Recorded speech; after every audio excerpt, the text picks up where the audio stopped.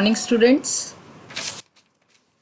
आपने मेरे पहले वीडियो में देखा chapter 1 history, what, where, how and when, कि किस तरह से अर्लीस्ट पीपल कहाँ रहते थे, क्या खाते थे और कैसे कपड़े पहना करते थे हमने, और किस तरह से हम इनके बारे में आगे जान सकते हैं कि हमें इन सारी चीज़ों के बारे में कैसे पता चला।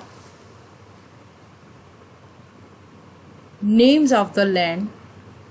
Two of the words we often use for our country are India and Bharat. हम अपने कंट्री के लिए दो वर्ड्स यूज में लेते हैं, India and Bharat. The words India comes from the Indus and called Sindhu in Sanskrit. जो इंडिया वर्ड है वो कहाँ से आया है? इंडस से, और संस्कृत में इसको क्या कहते हैं? सिंधु। सिंधु कहते हैं हम इसको संस्कृत में। The Iranians and the Greeks who came through the northwest about 2500 years ago and were familiar with the Indus। वो तो ईरानियंस और ग्रीक्स आए 2500 ईयर्स अगो। वो किससे फैमिलियर थे? इंडस से।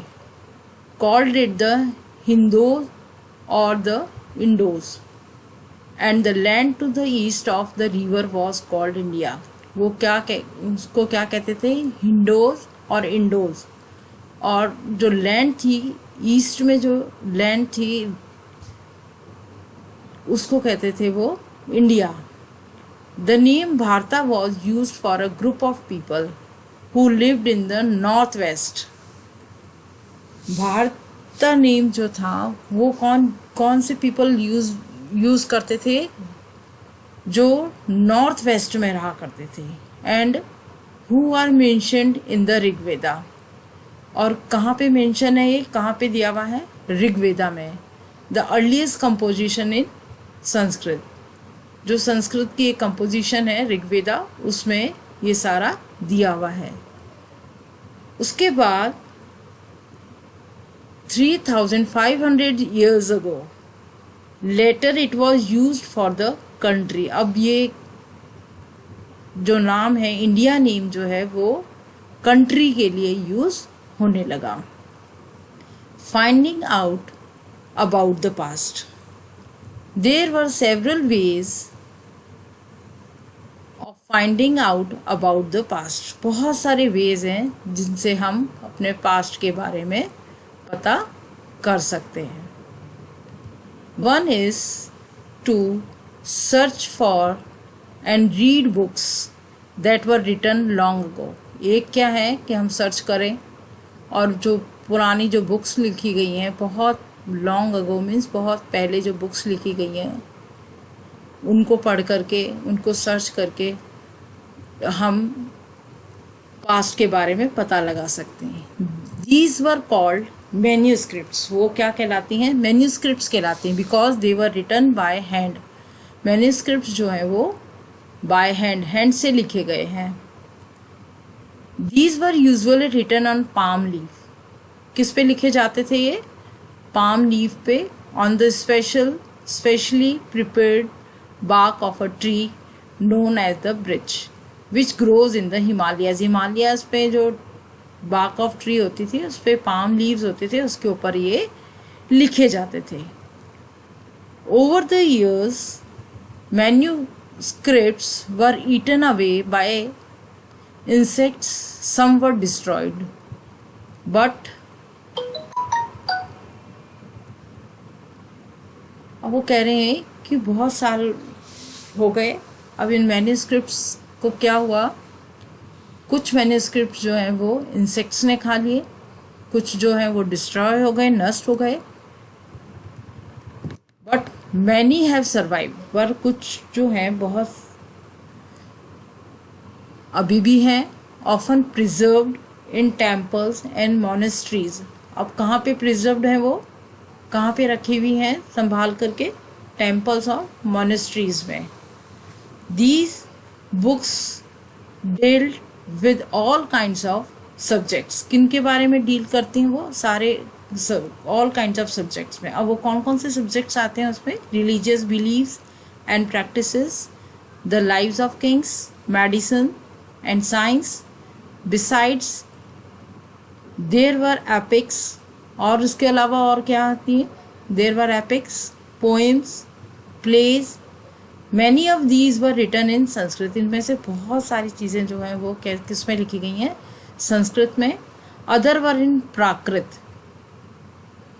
प्राकृत क्या होता है? प्राकृत जो होता है वो languages use by ordinary people. जो ऑर्डिनरी पीपल होते हैं वो वहाँ के जो लोग अब जो लैंग्वेज बोलते थे उसमें लिखी गई, संस्कृत में लिखी गई। और किस में लिखी गई? तीसरी थर्ड लैंग्वेज है वो तमिल में। We can also study inscriptions. अब हम इंस्क्रिप्शंस के बारे में भी स्टडी कर सकते हैं। These are writings on relatively hard surface. किस पे लिखी जाती थी ये? हार्ड सरफेस पे। इंस्क्रिप्शंस जो होते थे वो हार्ड सरफेस पे लिखे जाते थे, सच एज स्टोन और metal. Sometimes kings got their orders inscribed so that people could see, read and obey them. वो क्या करते थे? किंग्स जो होते थे वो अपने ऑर्डर्स को इंस्क्राइब कर देते थे मेटल्स पे या स्टोन्स पे, वो खुदवा देते थे उसके ऊपर लोगों के लिए, क्योंकि लोग उनको क्या कर सकें? देख सकें, पढ़ सकें और उसको ओबे कर सकें, उनके जो किंग ने बोला है उसकी आज्ञा का पालन कर सकें वो। इसलिए there are other kinds of inscriptions as well where men and women recorded what they did. अब वो मैन एंड वुमेन जो हैं वो अपना रिकॉर्ड भी करके रखते थे। उसमें कौन से इंक्लूड होते हैं? इंक्लूडिंग किंग्स एंड क्वींस भी इंक्लूड होते हैं कि क्या वो काम किया करते थे, वो रिकॉर्ड करते थे। For example, Kings often kept records of victories in battle. King जो होता था वो अपने जो उसकी विक्ट्रीज हुई है ना, जो लड़ाई में जो जीत हुई है उसको रिकॉर्ड करके वो रखता था। There were many other things that were made and used in the past. कह रहे हैं बहुत सारी चीज़ें जो है पास्ट में बनी हैं और यूज्ड भी हुई हैं। Those who study these objects are called archaeologist. They study the remains of buildings. Archaeologist क्या होते हैं? आर्कोलॉजिस्ट जो होते हैं वह स्टडी करते हैं, किस किस चीज़ की स्टडी करते हैं? The remains of buildings made of stone and brick, paintings and sculptures. They also explore and execute. Execute means dig under the surface of the earth. मतलब अर्थ के अंदर जो नीचे जो है उसको खोदना, खोद करके निकालना। To find tools, weapons, pots, pans, ornaments and coins.